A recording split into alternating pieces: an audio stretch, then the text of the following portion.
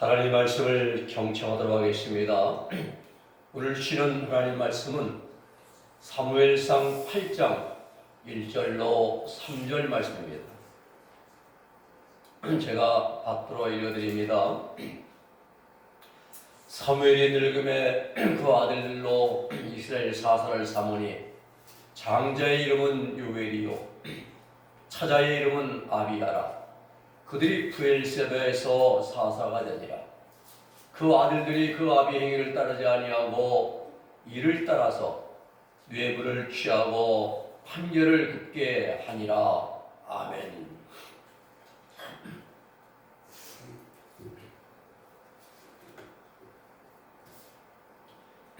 오늘 말씀은 뇌물의 위력입니다. 뇌물의 위력이에요. 성경의 역사나 세상의 역사에서 보면은 아버지와 아들이 서로 다른 삶을 살아간 사람들이 많이 있습니다. 아버지와 아들의 성품이 서로 다릅니다. 성격도 다르고 행동도 다르고 같은 삶이 아니라 서로 반대되는 삶을 사람들이 많이 있습니다. 히스기야와 므낫세가 그렇습니다. 히스기야는 선한 왕이었던 반면에 므낫세는 아주 악한 왕이었죠. 이사야 선지자를 통나무 속에 집어넣어 톱으로 켜서 죽였다는 순교시킨 그런 악한 왕입니다. 또 솔로몬과 느보암도 마찬가지입니다. 또 그런 본문에 나온 사무엘과 사무엘의 아들들이 또 그렇습니다. 사무엘은 에브라임 지파의 엘가나와 한나 사이에서 태어난 아들입니다. 한나가 성전에서 한이 맺혀서 간절히 눈물로 기도한 가운데 하나님으로부터 기도의 응답을 받고 얻은 아들이 바로 사무엘입니다. 조실될 때부터 하나님 전에 드리워졌습니다. 어려서부터 실로에 있는 하나님의 제단에서 살았습니다. 당시에 제장했던 엘리는 세명에 들려오는 하나님의 음성을 듣지 못했을 때에 사무엘은 하나님의 음성을 듣고 빠짐없이 다 듣고 하나님의 말씀을 순종했습니다. 그리고 하나님으로부터 제사장으로 세움을 받았습니다. 하나님의 명령으로 이스라엘 나라의 사울과 다윗에게 기름을 부어서 왕으로 세운 하나님의 귀하게 쓰시는 하나님의 사역자였습니다. 그런데 아들들은 사무엘을 닮지 않았습니다. 아버지와 정반대의 삶을 살았습니다. 사무엘의 아들들은 악정이죠. 백성을 괴롭히고 나라를 망치는 정치를 악정이라 악한 정치라 말합니다. 이 악정을 행했습니다. 그 중심에는 뇌물이 있었습니다. 뇌물. 어떤 공직에 있는 자를 매수하기 위해서 사사원질에 이용하기 위해서 넌지시 건네는 그 부정한 돈이나 물건이 바로 뇌물입니다. 구약성경에 보면 뇌물에 해당되는 단어들이 많이 있습니다.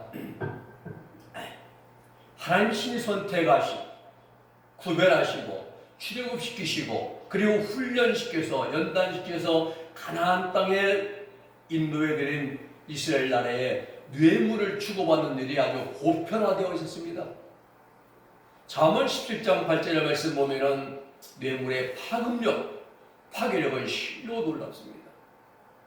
뇌물은 임자의 보기에 보석 같은즉 어디로 향하든지 형통케 하느니라. 뇌물만 들어가면 구부러진 길도 곧게 펴지고 깊은 웅덩이도 메꾸어지고 높은 산 같은 장벽도 다 무너뜨리고 평평히를 만들어주고 뇌물은 어디로 향하든지 형통해 된다라고 말씀하고 있습니다. 성경에 나와 있는 뇌물에 대한 말씀들을 보면 출애굽기 23장 8절의 말씀을 보면 너는 뇌물을 받지 말라.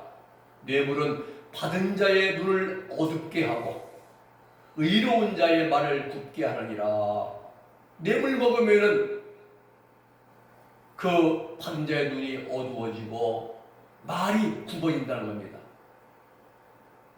신명기 16장 9절에도 말씀을 보면은 너는 재판을 굳게 하지 말며 상한 사람을 뇌물로 보지 말며 뇌물을 받지 말라.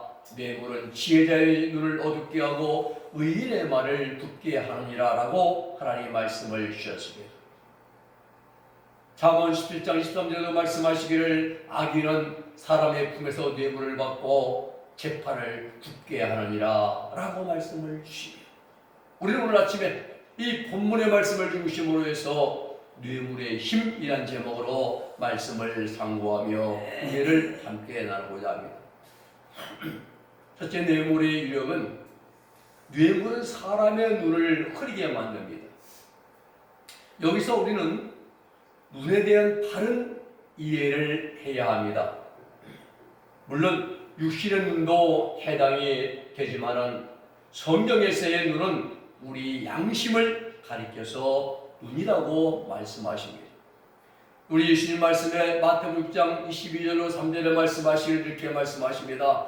눈은 몸의 등불이니 그러므로 내 눈이 성하여 온몸이 밝을 것이요 눈이 나쁘면 온몸이 어두울 것이니 그러므로 내게 있는 빛이 어두우면 그 어두움이 얼마나 하겠느냐 라고 말씀합니다. 여기서 눈은 우리 양심을 가리키는 것입니다. 양심이 밝으면 몸의 행실이 밝다는 거예요. 양심이 밝으면 온몸이 밝다는 말씀도 우리 양심의 빛이 밝으면은 우리의 삶의 모든 행실이 밝게 나타난다 이 말입니다. 그렇죠? 양심이 밝은 사람은 행실이 밝게 나타납니다. 그런데 뇌물은 그 받은 사람의 눈, 양심을 흐리게 만듭니다. 왜 그런가? 뇌물은 순수한 의도로 주는 선물이 아니기 때문입니다. 뇌물 속에는 주는 사람과 받는 사람 모두를 망하게 하는 치명적인 독이 들어있습니다. 사회적으로 매장이 되어지고 감옥에 가고 연금도 못 받고 그걸 받아먹으면 받을 때 좋지 말입니다. 뇌물을 건네는 자는 부정한 방법이나 청탁으로 이득을 얻으려는 속셈으로 건네는 것이고 뇌물을 받는 자는 공돈이 생긴 것 같아서 기분이 매우 흡족합니다. 주는 자도 좋고 받는 자도 좋다 이 말입니다. 그런데 뇌물은 주는 자의 눈을 흐리게 만듭니다. 주는 자와 받는 자의 눈이 다 어두워 흐리게 총명을 어둡게 합니다. 선과 악을 분별하는 그러한 기능을 마비시켜 버립니다. 이거 받으면 안 되는데 이게 일말의 양심이 있는 건데 받고 나면은 이제 그 기능이 마비가 되어 버립니다. 양심의 눈이 멀게 됩니다. 그래야 출애굽기 23장 8절에 말씀하시기를 너는 뇌물을 받지 말라. 뇌물은 받은 자의 눈을 어둡게 하고 의로운 자의 말을 굳게 굽어지게 한다라고 말씀하십니다. 우리 사회에 이러한 일들이 비일비재합니다. 뇌물을 받고 판결 굳게 한 판사, 권아무개 대법관이죠. 그 사람. 재판하는 사람에게는 고도의 판단력과 정확한 판결이 절대적입니다. 그러기 위해서 무엇보다도 마음이 깨끗해야 됩니다. 생활이 청결해야 됩니다. 그러기 위해 추송 당사자에게 뇌물을 받으면 그것 때문에 올바른 판단을 내릴 수가 없습니다. 양심의 눈이 절반쯤 어둡게 됩니다. 아니면 아예 멀어버립니다. 그러기에 지혜자는 전도서 이 7장 7절에서 뇌물은 사람의 명철을 망케 하느니라. 뇌물은 사람의 밝은 명, 밝은 철, 밝은 판단 이런 것을 다 어둡게 한다 이 말입니다. 뇌물을 받으면 첫째로 판단력이 흐려져요. 사람이. 뇌물은 올바른 정의와 공의가 설 자리를 다 없애버리고 맙니다. 그리고 의와 불의, 선과 악, 올바른 판단과 굽어진 판단의 그 올바른 경계선을 모호하게 만들어버려야 해요. 두리뭉실하게 만들어버립니다. 이래 이사야 선지자는 이사야 5장 23절 말씀합니다. 그들은 뇌물로 인하여 악인을 의롭다 하고 의인에게서 그 의를 빼앗는다. 뇌물 받고 악인을 의롭다 한다는 것입니다. 이 말씀이 우리 사회의 유전무죄, 무전유죄라는 말과도 같은 이치입니다. 분명히 드러난 큰 죄가 있는데도 돈 많이 주고 힘 있는 노펌, 대형 노펌에 변호사를 이제 고용하면은 재판도 지연시키고 무죄로 빠져나가기도 합니다. 또 실형을 받는다 할지라도 벌금형이나 집행유예를 만들기도 합니다. 무엇입니까? 돈의 힘입니다. 돈의 힘이 이렇게 아주 막강합니다. 뇌물로 그 돈이 뇌물로 쓰여지면 이루 말할 수 없이 막강해집니다. 그렇습니다. 뇌물은 통하지 않는 길이 없습니다. 뇌물은 사람의 양심의 눈을 흐리게 만들고 올바른 판결을 굽어지게 만들고 뇌물을 주는 사람과 판 사람 모두를 망하게 만드는 것입니다. 또한 두 번째는 뇌물은 국가를 망하게 합니다. 우리 사회에 보면은 국가의 공직에 있는 사람들이 뇌물을 받아먹는 일들이 비일비재하게 일어납니다. 그 중에 대표적인 자들이 정치인들이죠. 일반 가정이나 공무원들은 뇌물을 주고받으면 그날로 잘립니다. 그리고 구속이 됩니다. 연금도 절반으로 줄어들어요. 네. 저 같은 경우도 형벌 받고 나고 이제 뭐 벌금 이상하게 받으면은 연금 못 받아요. 다 없어집니다, 혜택이. 연금도 절반 줄어들고 나라고 떨어지고 마는 것이죠. 그런데 정치인들은, 특히 국회의원들은 뇌물을 주고받아 끝까지 버팁니다. 처음에는 절대 그런 일 없다고 잡아댑니다. 닭발표 오리발이죠. 닭 잡아먹고 오리발 내밀어요. 풀 데 없다고. 그러다가 증거가 나오면 두 번째는 기억이 없다고 하는데 기억이 안 난다고. 이제 둘러댑니다. 세 번째, 빼박진 거죠. 빼도 박도 할 수도 증거가 나오면은 이때는 묵비권을 행사합니다. 말을 안 해요. 이때는. 뇌물을 준 사람이 잡혀서 실형을 받는데도 국회의원은 나는 회기 중에 불체포 특권이 있다 해가지고 면책 특권 때문에 이제 끝까지 뭉개되고 4년을 지나갑니다. 다 해먹어요. 그렇습니다. 국가의 일을 하는 사람들이 뇌물을 주고 받으면 나라가 망합니다. 성경이 말씀합니다. 잠언 19장 4절에 말씀하시기를 왕은 공의로 나라를 굳게 견고케 하나니 뇌물을 억지로 내게 하지 않은 나라를 멸망시키니라 그랬어요. 솔로몬이 말년에 아주 그 세금을 과하게 부과해가지고 걷다가 결국 그것 때문에 나라가 둘로 갈라지지 않습니까? 솔로몬 시대에 늙은 신하들이 느호밤에게 와서 당신의 아버지가 우리에게 세금을 이제 허용의 힐종을 거뒀으니까 좀 감해달라. 그럼 우리가 당신을 섬기겠다 했는데 느호보암은 내 새끼 손가락에 아버지보다 더 굵다면서 그를 거절했죠. 나라가 둘로 갈라졌습니다. 어느 사회, 어느 나라이든 간에 뇌물로 인하여 지도자의 권위가 무너지고 또 도덕성이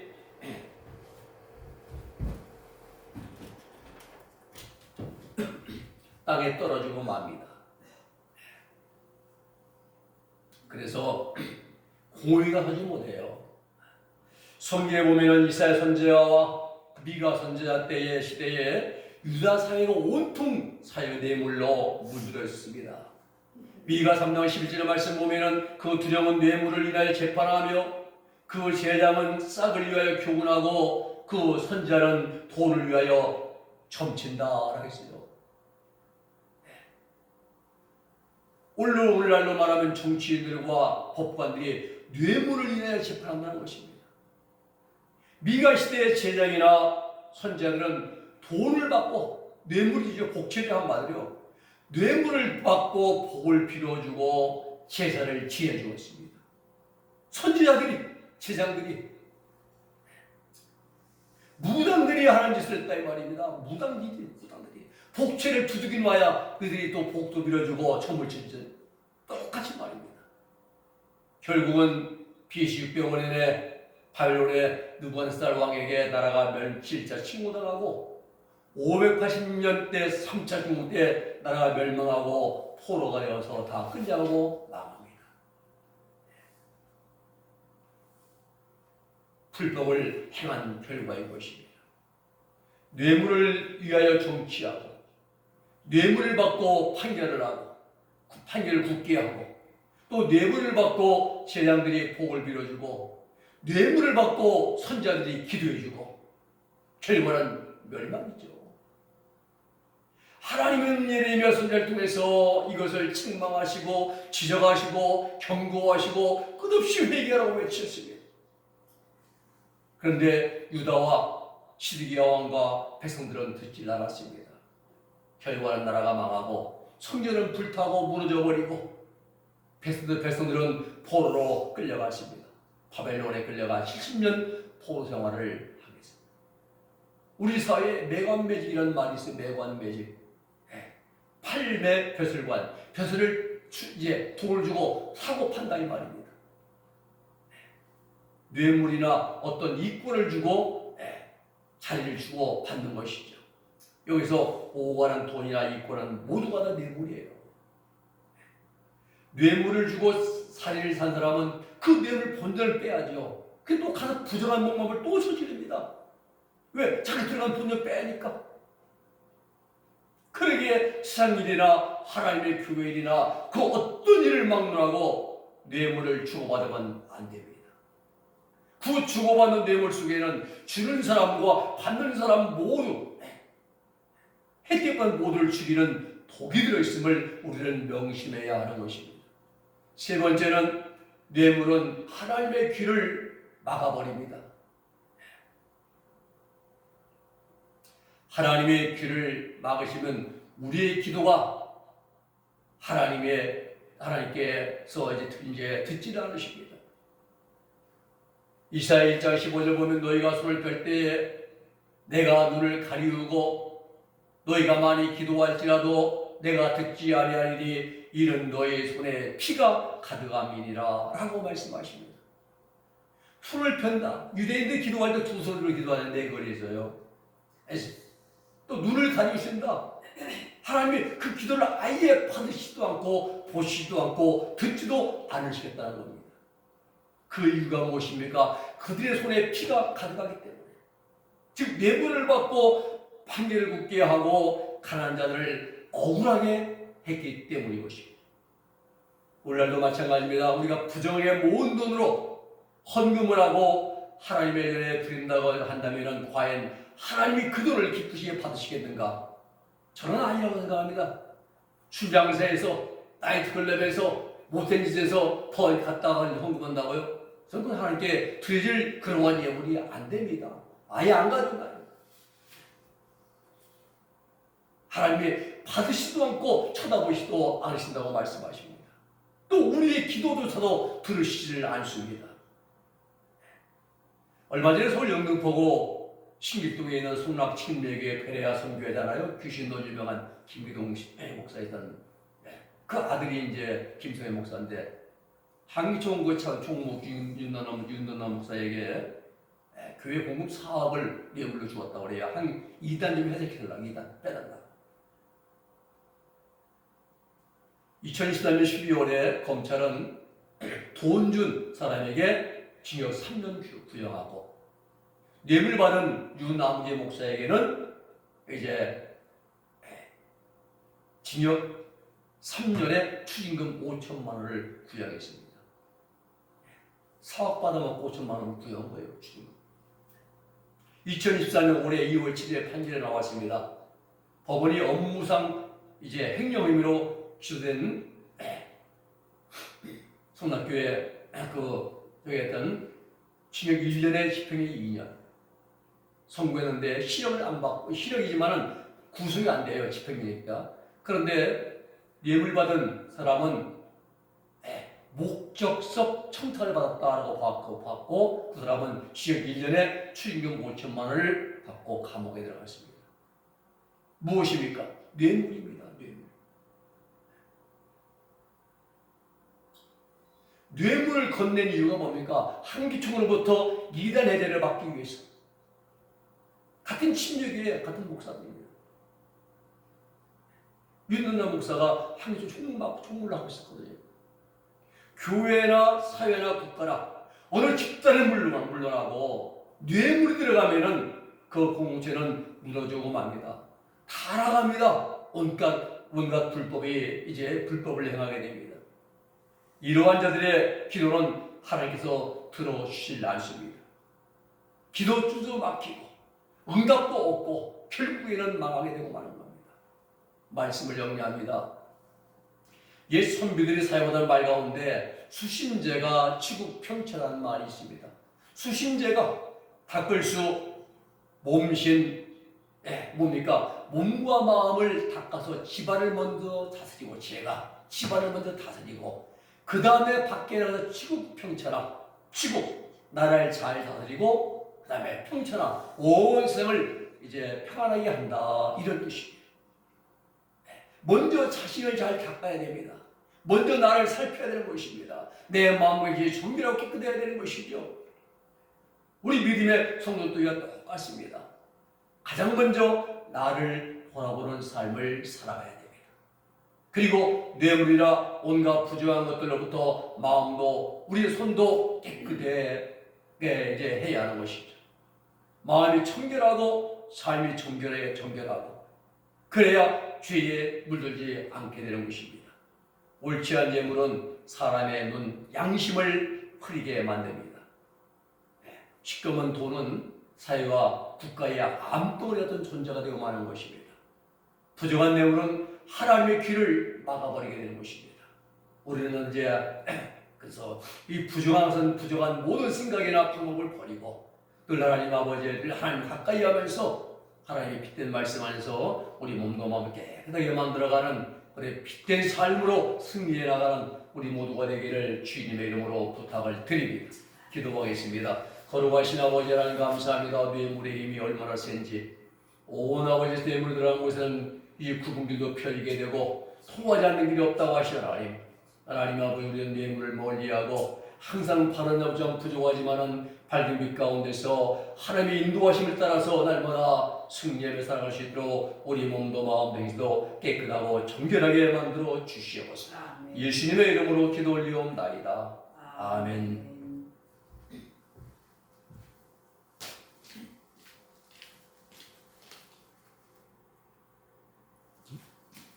녹음이 안 들어갔네.